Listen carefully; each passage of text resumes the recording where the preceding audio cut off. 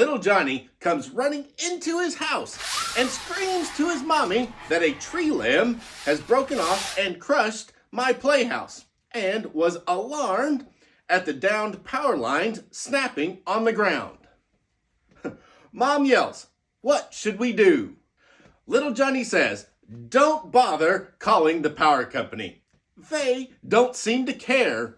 But Asplundh did care, like last time. Mom yells, "What's their number?" Little Johnny yells back, "I remember it from the door of their truck when they were here last time. Call 1-800-248-TREE. Daddy comes in and says, "What's all the yelling about?" Little Johnny again says, "There is a broken tree limb that crushed my playhouse and a broken power line in the backyard."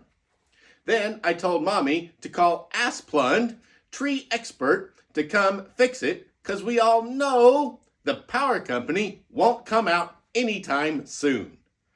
Daddy says, "Asplundh tree. Yeah, I remember them coming last time there were tree limbs in the wires.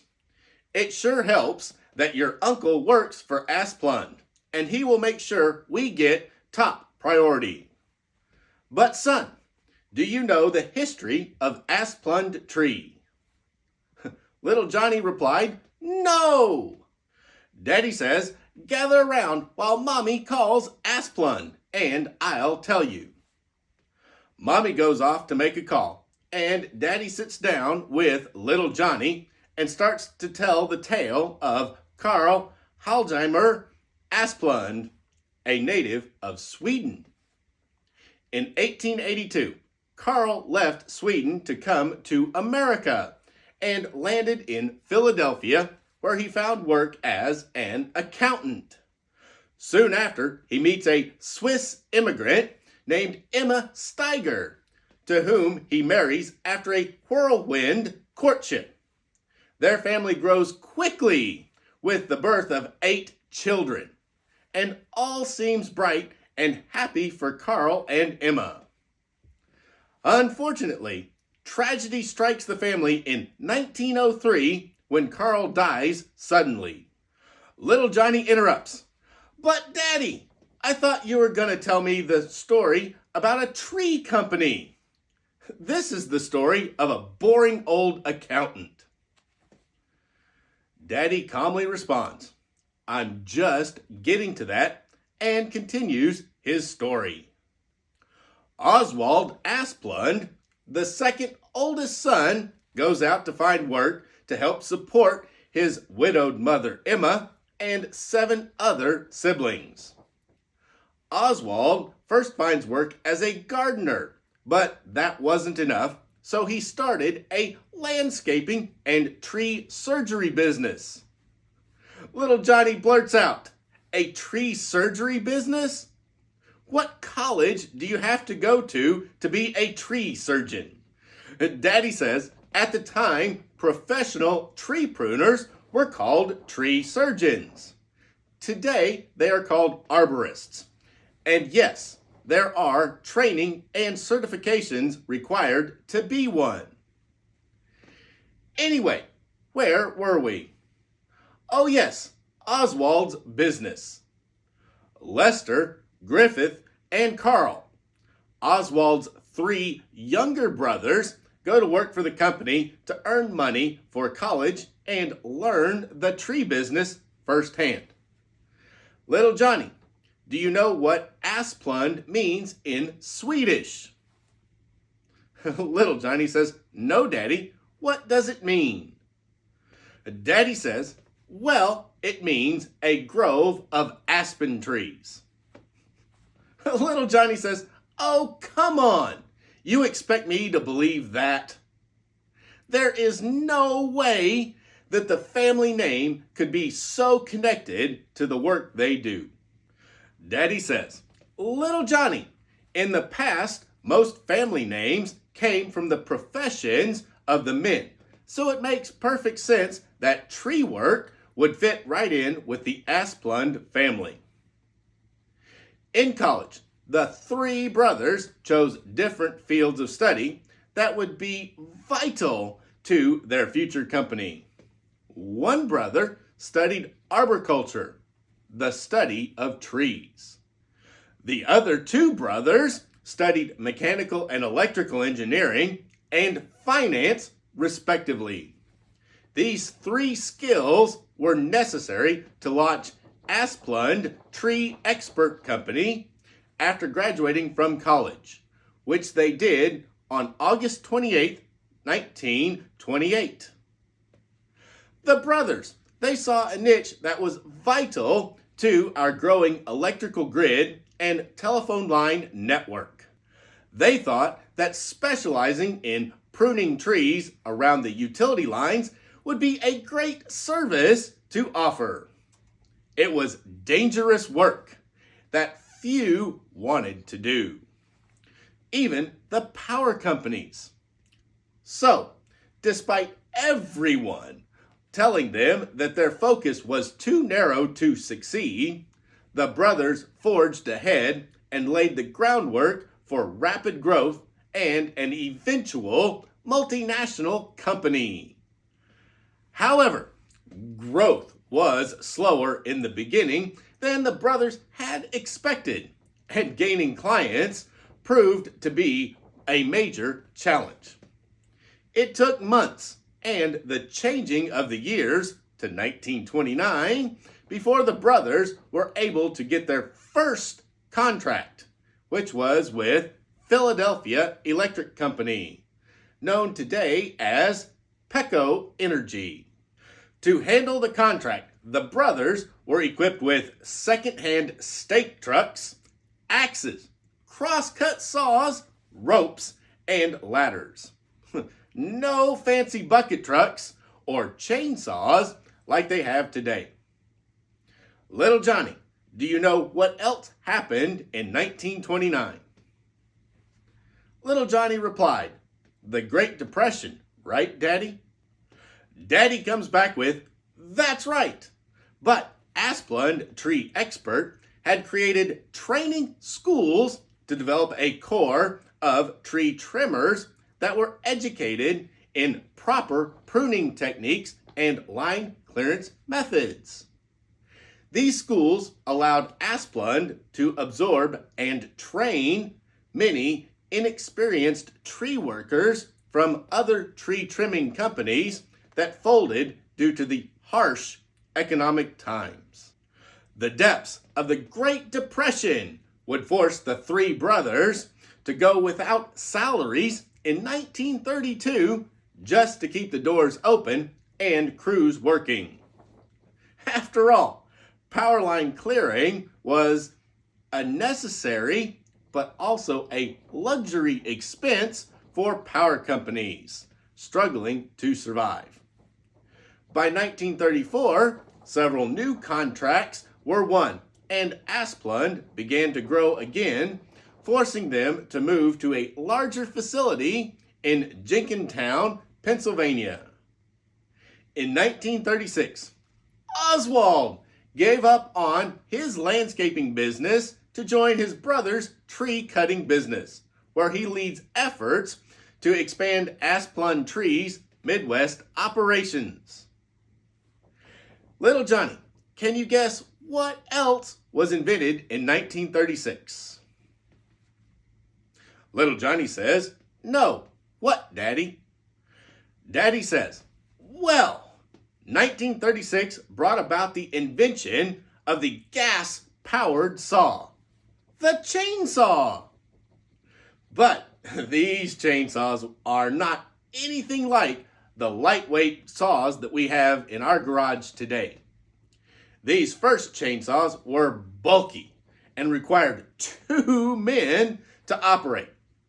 Nevertheless, they boosted crew productivity immensely. In the late 1930s, a new service was offered by Asplundh Tree Company. Little Johnny says inquisitively, "A new service? What more could a tree trimming company have to offer?"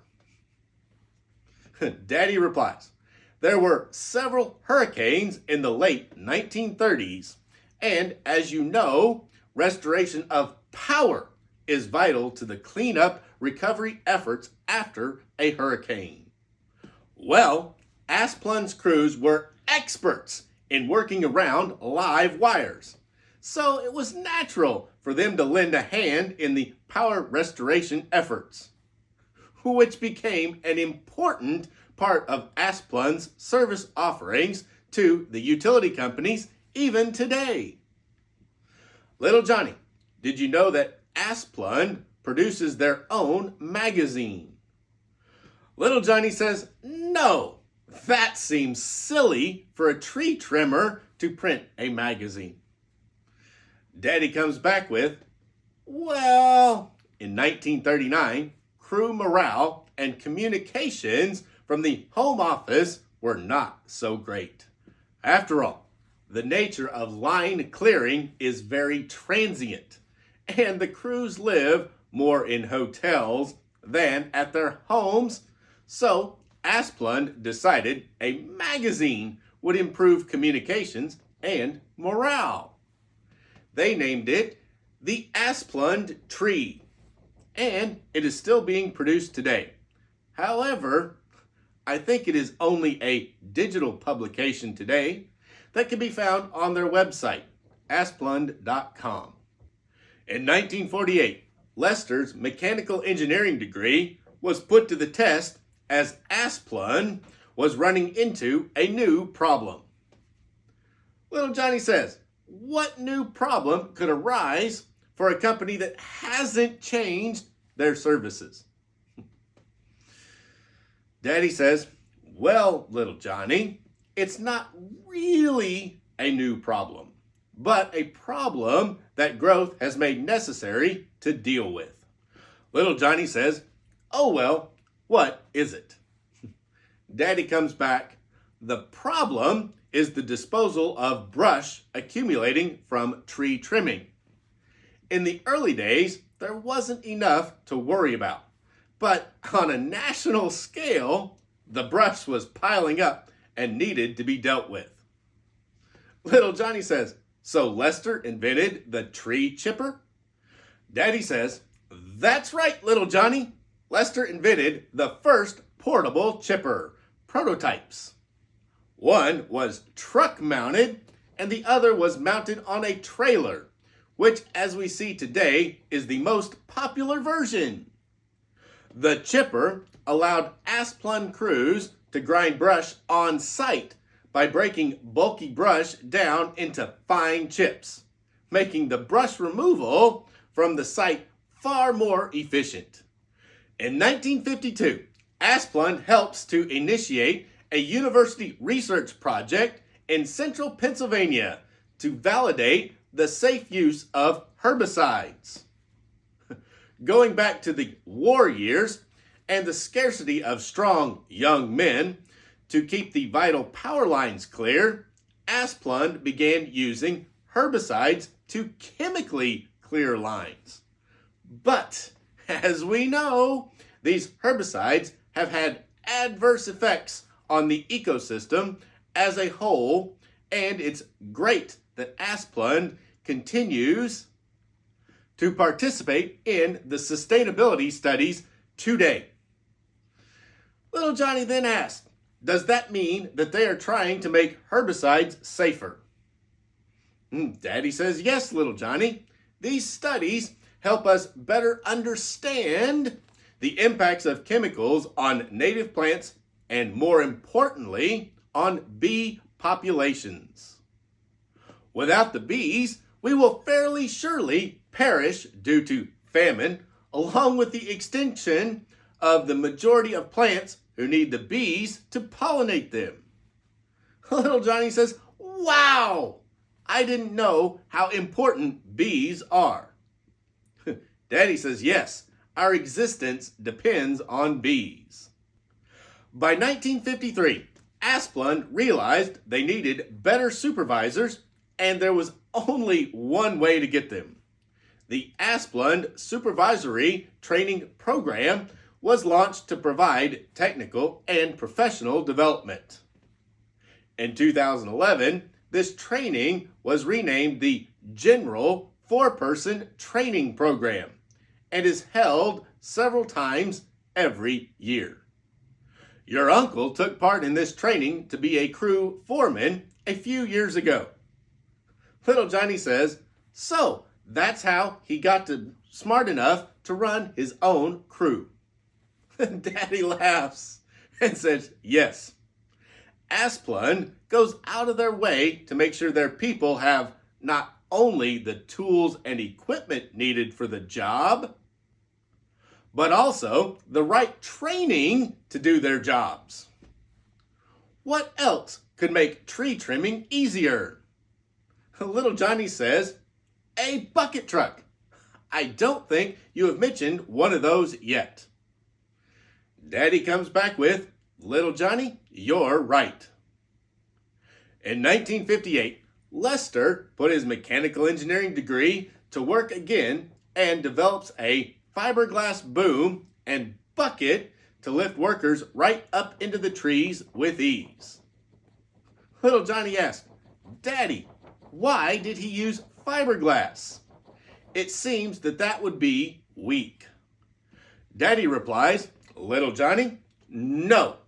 The new at the time spun glass fiber and epoxy resin called spiral alloy can be very strong. It also has another quality that is crucial in working near live power lines. Little Johnny says, does it not conduct electricity? Daddy replies, right, Little Johnny. Fiberglass is an insulator, so it is perfect to make the booms out of. And the Asplundh lift trucks with Lester's new booms began rolling off of the assembly line and quickly became the industry standard for boom lift trucks. Little Johnny asked, are they still using fiberglass booms today? Daddy says, yes, they sure are. And you will find them not just on tree trimming trucks, but on all utility bucket trucks for safety of the crews. Asplundh wanted more growth, so a few more services were offered, like wooden utility pole and reinforcement, underground utility construction, inspection services, and municipal streetlight maintenance. By 1974, all of this growth and diversification had rendered their Jenkintown headquarters too small. So, Asplundh purchased a modern building on a 12-acre lot in Willow Grove, Pennsylvania, which still houses the company's headquarters today. They also built a large shop building on the property. Little Johnny says, wow, what more could they do? Daddy replies, plenty. In 1975, the Asplundh Railroad Division is formed to provide vegetation management services to the nation's struggling railroads. Little Johnny says, the railroads were struggling? Daddy comes back with, yes, the 1970s were very hard times for the railroads and many went bankrupt. In fact, the entire Northeast was almost left with no rail service due to bankruptcies, forcing the government to step in and help form Consolidated Rail Corporation, or Conrail, but that's for another story. Let's just leave it that they were struggling and maintenance was expensive for their crews. But Asplundh could move in and do the job cheaper than the railroad crews could. 1978 was a monumental year for Asplundh as they reach a milestone of 50 years in business. Not many businesses make it that long, so the 50th anniversary is worth celebrating. Especially since the company is being run by the second generation Asplundh family members. The 50th anniversary marked company growth to include operations in 47 states and more than 9,000 employees. With that kind of coverage, growth seemed limited. After all, there were only 3 states left to move into. However, Asplundh had bigger aspirations, and in 1984, international operations began when Asplundh buys out its partner in Ontario, Canada, and acquires a right-of-way maintenance company in Alberta, Canada. Throughout the rest of the decade, Asplundh acquires a few more companies and establishes Asplundh Canada, Inc. in Quebec. 1986 marked a significant time in their expansion in their overseas operations. A contract was signed to clear lines in the U.S. Virgin Islands. Little Johnny says, "Wait a minute! The U.S. Virgin Islands? Isn't that a U.S. territory, so not an overseas operation?"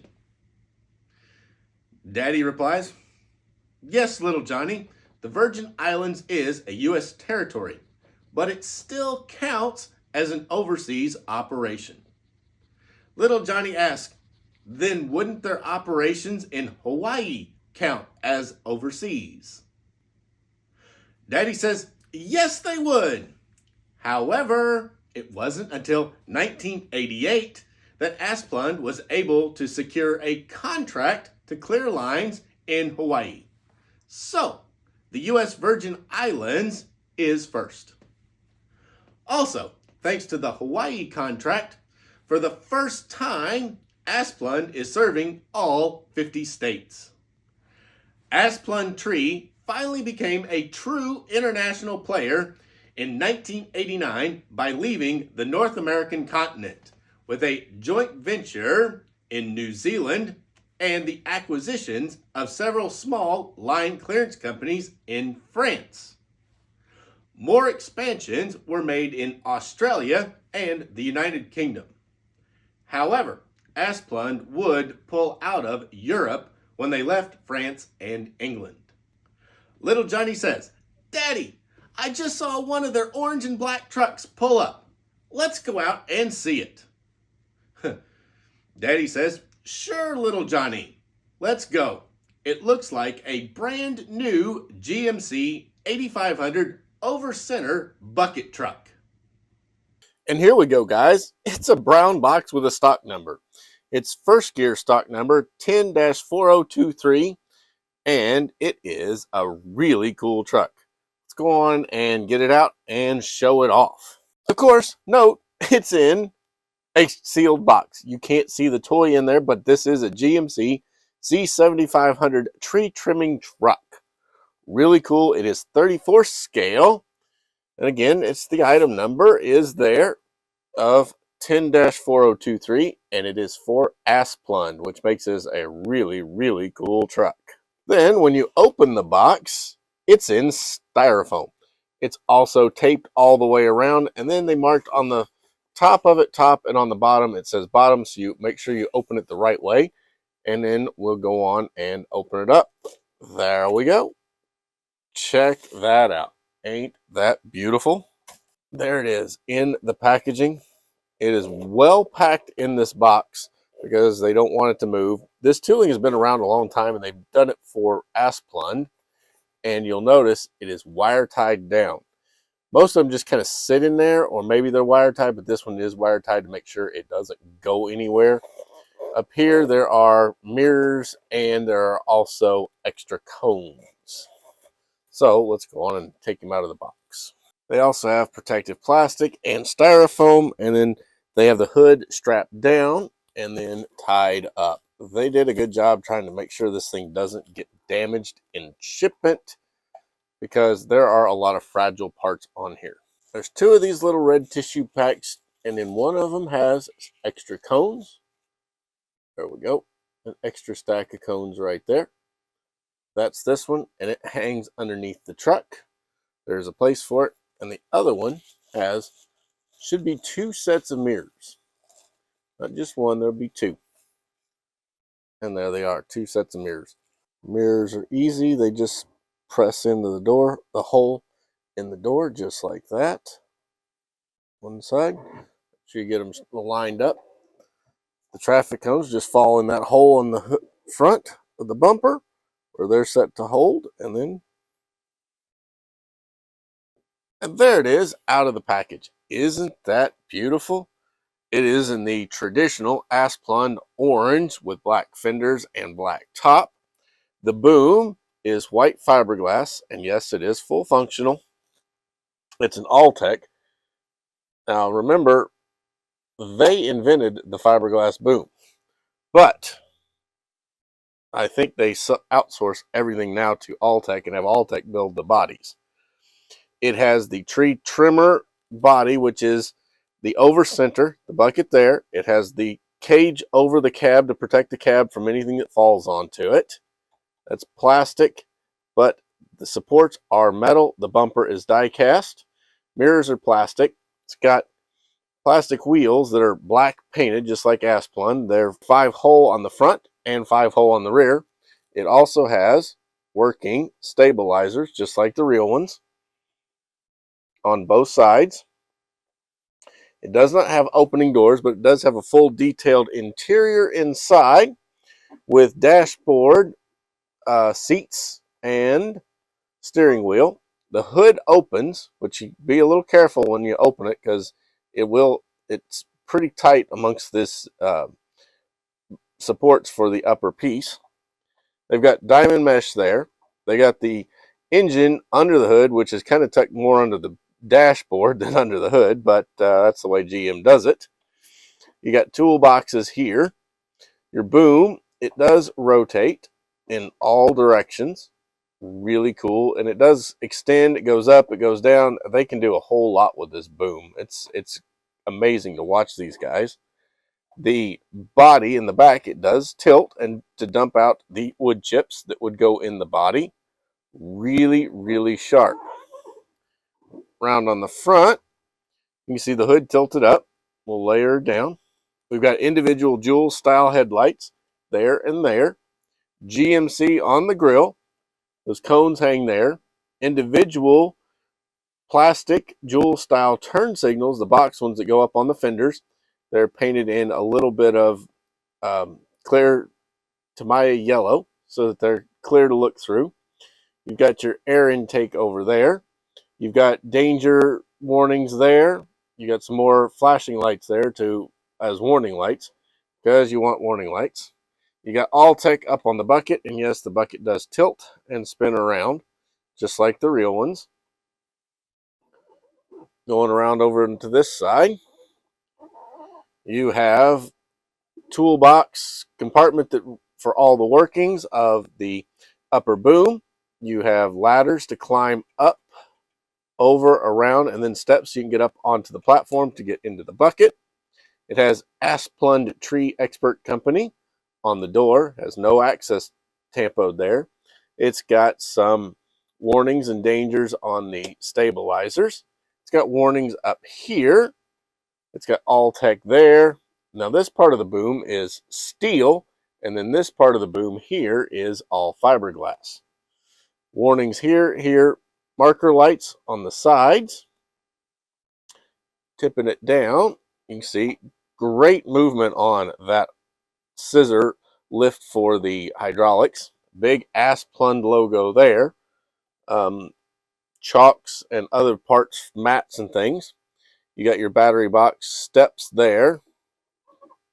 It has GMC C7500 right there on the tampo on the hood on both sides, showing this is a C7500.